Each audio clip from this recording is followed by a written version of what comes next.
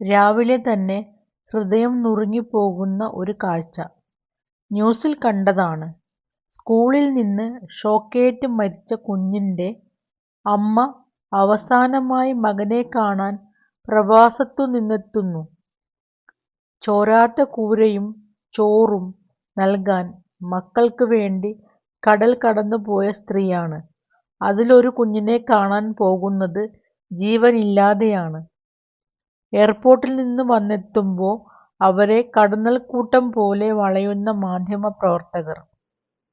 പുറത്തേക്ക് ഇറങ്ങുമ്പോൾ തന്നെ 2 സ്ത്രീകളുടെ തോളിലേക്ക് അവർ ആർത്തലച്ചു കരഞ്ഞു തളർന്നു വീഴുന്നുണ്ട്.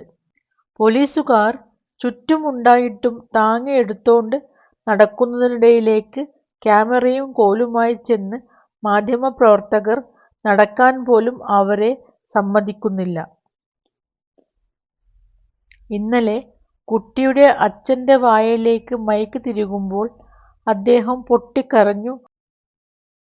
അടുത്തു നിൽക്കുന്ന ആളുടെ തോളിൽ വീണ് കൊണ്ട് പറയുന്നുണ്ട്, എനിക്ക് വേറൊന്നും അറിയാൻ പറ്റില്ല. സത്യത്തിൽ ഈ രംഗങ്ങൾ ഷൂട്ട് ചെയ്തില്ലെങ്കിൽ ഉണ്ടാകുന്ന പ്രശ്നം എന്താണ്? നിങ്ങൾക്കല്ലാതെ ആർക്കാണ് അവരുടെ കണ്ണീരും തളർച്ചയും കാണേണ്ടത്?